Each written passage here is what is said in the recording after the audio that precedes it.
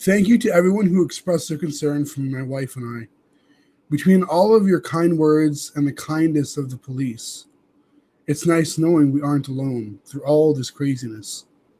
Fortunately, our night was mostly uneventful after all the bizarre discoveries from the previous days.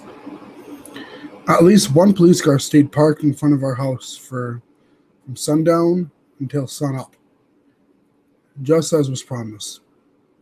And there were no signs of the mysterious individual throughout the whole night.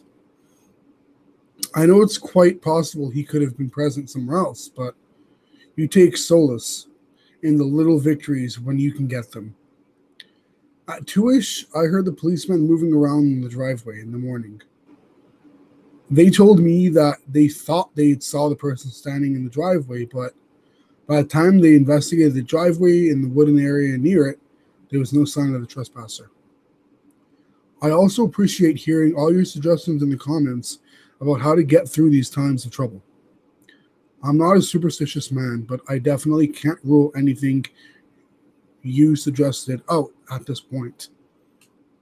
After doing some research about Wendigos and skinwalkers, I can't say I'm thoroughly terrified by the similarities our visitor had with both of them. I sure as hell hope that our guest was neither of those things. Otherwise, this all seems pretty hopeless. Also, I actually do own a shotgun. I've never used it for anything other than skeet shooting, but having it definitely makes me feel a little bit safer. I'll be sure to keep it loaded, but locked, just for safety, and by my side until anything and everything is resolved. Anyways, there have been some developments since last night, which I'll share with all of you now. For starters, I've decided not to tell Mary about the fact that our guest is a recurring visitor to our property. I told her that the police stayed out for all nights as a favor to us rather than their fear that we're dealing with someone a lot more malicious than just a one-time trespasser. Plus, I'm worried that this might bring back some bad memories for her. She had an issue with the stalker when she was in college, and it persisted for nearly a year before she was able to get a restraining order on him. Even though she hasn't seen this person since, she's still very much disturbed by the painful experience 8 years later.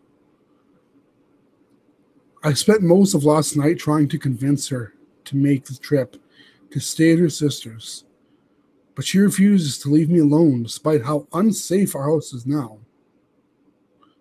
I'm walking on eggshells here, so while withholding the truth from her feels dirty, I think it's still a lot better of a choice than the alternative if she's sticking here with me.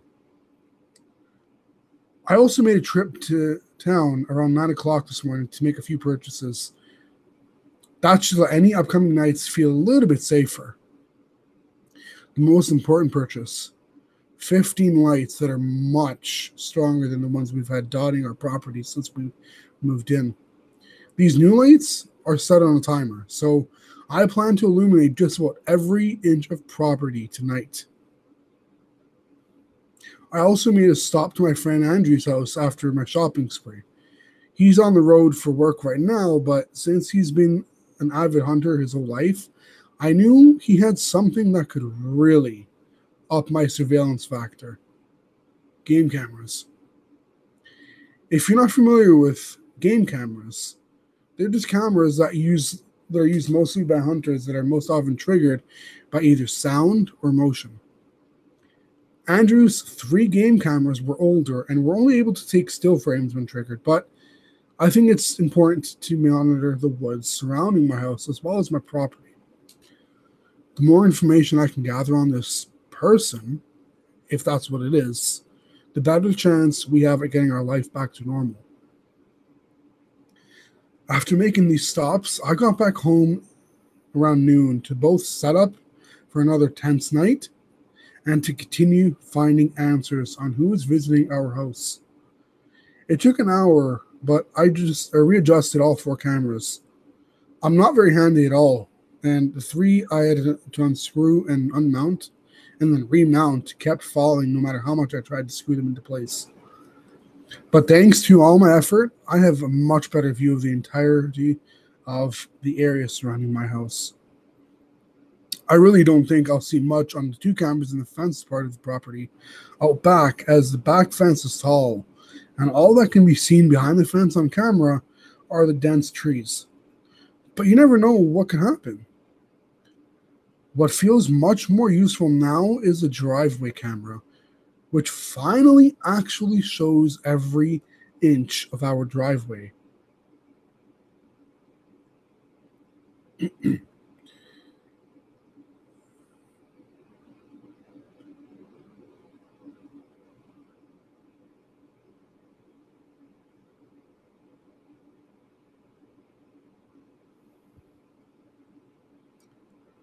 Since the cops may have seen a figure in the driveway, I wouldn't be shocked if I now caught the trespasser thanks to this new angle as well.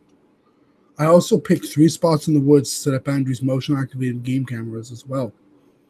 Since these cameras are an older technology, I won't be able to see the stills until I retrieve them and download their images the next morning. Well, it's a little after 4 p.m. as I'm writing this, and I want to look through the older logs of the camera again. I'd like to go back to earliest recordings from when Miss Maddox was still living here to see if I can find any evidence of the trespasser showing up all those years ago. I doubt it, since Jason and Miss Maddox herself would have noticed if they checked the cameras regularly, like they claimed, but I figured it pays to check. I'll post any updates if I find anything of note. Update number 1. Yep, he's in the videos from 8 years ago. I looked through the first 3 nights recorded by the camera, and so far this bastard has shown up in front of the yard each night. He hasn't done anything different in these videos, though. Obviously, this is an important finding, since it proves that the Maddox family might know something. But it doesn't really teach me anything more about who or what I'm dealing with. I'm going to call Jason and see if I can talk to his mom now. She was so high-strung, she had to have noticed this person at some point, right? Update number 2. Well, I called Jason. Turns out his mom died earlier this year. I don't know the Maddox family personally, so I obviously really don't keep in touch with them. I hope she's found peace. I asked Jason if he ever noticed anything on the security cameras, and he told me he never even checked them. When I explained that I saw something outside in the video logs, he was speechless for a few minutes. I think he felt guilty. He admitted he had always brushed off his mother's scared pleas to leave the house as her mind finally slipping through their final years of life. He said he was hesitant to have her move in with his family full time, so he gave her a cell phone in case she ever fell down or needed any help, and also told her he would install the cameras to check them nightly to be sure there was no one outside or in case anyone ever tried to break in.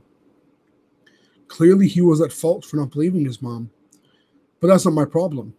I asked him if she ever said anything about anyone coming to the house in the middle of the night, to which he replied that she would sometimes see a tall man standing somewhere in the front yard.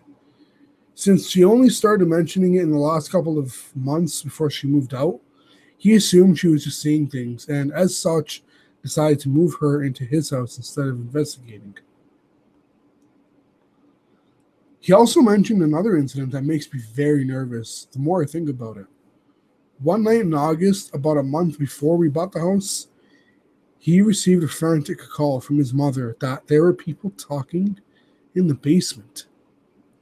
Jason got there as fast as he could, but when he got there, he only found his mother cowering in the living room. He saw no evidence that anyone broke in.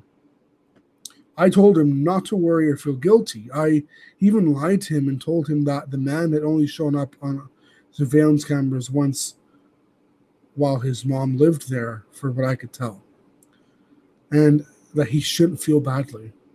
I'm not sure if he believed me, but he seemed relieved. It sounds like Miss Maddox was clearly of more sound mind than initially believed during her time of living alone in this house. That left me with another disturbing but logical question. Did I have to worry about the voices she heard in the basement? Thankfully, I've never dealt with anything like that, but now I'm worried. There might be someone or something else lurking inside the walls of our home, and not just in our yard. Mary's here, so I'm just going to go and focus on keeping her calm, and I'll make some more updates if need be. But tonight, we'll hopefully find just to be another quiet and uneventful night. Update number 3. Fuck, it's almost 10:30 and the police officers still haven't showed up to sit and watch our house like they did last night. I told Mary another another fib, to cover up the fact that we were still very much in danger. She's in bed already sleeping. I told her I would be catching up on the work I missed last night. I'm actually holed up in the upstairs office with a mini fridge full of energy drinks to my right and my trusty shotgun at the ready. I plan to stay glued to my laptop all night, watching the live feeds of the outside until the sun rises and I can feel safe again. I've been watching this monitor for an hour now, and I think I'm finally noticing something. In the driveway, it's just out of light, crouched down near the woods. It's a trespasser. He's completely motionless, but it's definitely him. I know that much. I think it's been there for a while now, but he just twitches slightly a couple times. I'm calling the police as I type this. They've been alerted and they're on their way now. I know they'll do their best, but I probably won't see them for another 20 minutes. I've got the gun on my lap now. I'm going to bring the gun and the laptop with me into the bedroom and lock the door. For Mary's sake, can't be too safe.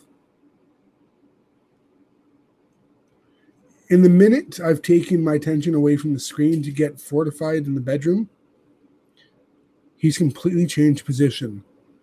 That little shadow on the edge of the woods is gone, and now standing at the edge of the front yard and almost on the road is the trespasser. His head is craned upwards to the sky again. It's almost like he's staring at the camera, staring at me. It's quiet, eerie. I know we live in a secluded area, but he just sprinted towards the house. He's banging on my door.